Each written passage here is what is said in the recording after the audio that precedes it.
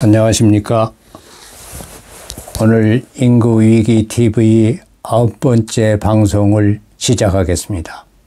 오늘의 주제는 작년 말 현재 출산율하고 결혼 건수가 증가했으니 이제는 걱정이 없는 것인가입니다. 이제는 걱정 끝인가입니다. 작년도에 그동안에 계속 추락해오던 출산율이 작년에 0.75명으로 재작년에 비해서 재작년에 0.72명, 작년에 0.75명으로 모처럼 증가했고, 그리고 출생아 수도 23만 명에서 23만 8,300명으로 증가했고, 결혼 건수도 19만 4천 건에서 작년에 22만 2천 건으로 많이 증가했습니다. 그런데 이제 이 작년의 그 증가세 이것을 한번 평가를 해 보겠습니다. 그러니까 이제 인구를 유지하려면은 출산율이 2.10명입니다. 이게 1부부당 2.10명을 낳아야만 인구가 유지가 가능하다. 2명보다도 조금 더 낳아야 중간에 사망하는 사람도 있으니까 인구가 유지가 가능하다 해서 2.10명인데, 그것이 무너진 것이 40년 전에 무너졌습니다. 그러니까 1983년에 2.06명으로 무너졌습니다. 그때 당시에 결혼 건수는 41만 건, 그리고 출생아 수가 무려 77만 8천 명이었습니다. 1년이죠. 한 해에. 그런데 이것이 이제 이 기준이 어떻게 되어 있냐면은 인구 유지가 가능한 2.10명이 있고, 그 다음에 이제 출산율이 이제 자꾸 내려가니까 저출산 기준선을 한번 잡아봤습니다. 세계적으로. 그 기준선이 1.80명입니다. 근데 1.80명은 우리나라가 1.80명은 언제 무너졌냐면 1984년 그 다음에 무너졌고, 저출산, 그러니까 1.80명이 되면은 저출산으로 진입한 거죠. 1984년에, 그러니까 뭐 40년 전에 이미 그것조차도 무너졌고, 그리고 또 더 이상 마지노선이라고 하는 초저출산 기준선이 1.30명인데 이것도 2002년에 무너졌습니다.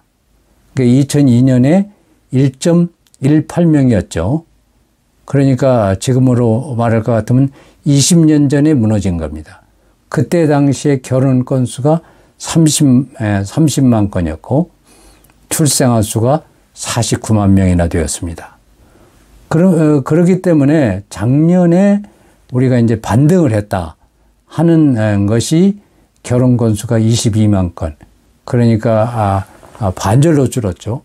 그리고 출산율은 0.75명이다 하면은 2.1명에 비해서는 이건 뭐 반절 아래로 떨어진 거죠. 심각한 거죠. 근데 출생아 수는 뭐 77만 8천 명이었던 것이 23만 8천 명으로 뭐 작년에 조금 반등했다. 이런 이제 그 현상을 보면은 그러면은 우리가 갈 길이 너무나 멀다 이렇게 볼 수가 있을 것 같습니다. 그래서 지금 현재 뭐 선진국에서 유럽이라든가 뭐 캐나다 이런 데에서는 인구가 감소하는 선진국인 경우에도 제발 1.80명으로라도 저출산 기준선이라도 한번 달성해보자라고 하고 있는데 그래서 이제 18세까지 육아수당을 50만 원을 월 육아수당을 50만 원을 지급을 해서 겨우 뭐 1.5명이다, 1.6명이다 출산율이요. 그렇게 유지를 하고 있습니다. 그런데 이제 일본인 경우에는 우리나라하고는 또 뭐 비교가 할 수 없는 거죠. 우리나라보다도 출산율이 2배 가까이 높으니까 그것도 뭐 일본도 뭐 좋은 여건이 아니죠. 그런데 이제 초저출산 기준선을 1.30명이라도 유지하겠다고 하는 것이 일본 정부의 현 단계의 목표입니다. 물론 뭐 일본 정부도 1.80명으로 끌어올리겠다라고 얘기는 하지만은 여러 가지 예산 여건상 현재 과감한 결단을 못 내리고 있습니다. 그렇지만 일본은 아직도 인구가 1억 명이 넘습니다. 그런 상황 하에서도 일본은 18세까지 육아수당을 10만 원을 주고 있습니다. 10만 원을 주고 있습니다. 그럼 우리는 뭐 턱도 없는 거죠. 육아수당을 뭐 2, 3년 정도 낳고 나서 아동에게 한 2, 3년간 지급하다가 더 이상 지급하지 않고 있는 것이 현실입니다. 그러니까 뭐 현재 출산율이 0.75명 뭐 할 말이 없는 거죠. 그런데 이제 이게 이제 중요한 것은 뭐냐면은 우리나라의 인구가 지금 5,170만 명 정도가 되고 일본이 1억 2,300만 명, 그리고 중국이 14억 1,900만 명이 되고 있습니다. 심지어 중국조차도 지금 현재 출산율이 감소해서 정부 차원에서 상당히 걱정을 많이 하고 있죠. 그럼 우리는 뭐냐? 인구가 5천만 명밖에 안 되는데 아직도 정부가 이를 심각하게 생각하고는 있지만은 뚜렷한 대책을 내놓지 못하고 있는 것이 현실입니다.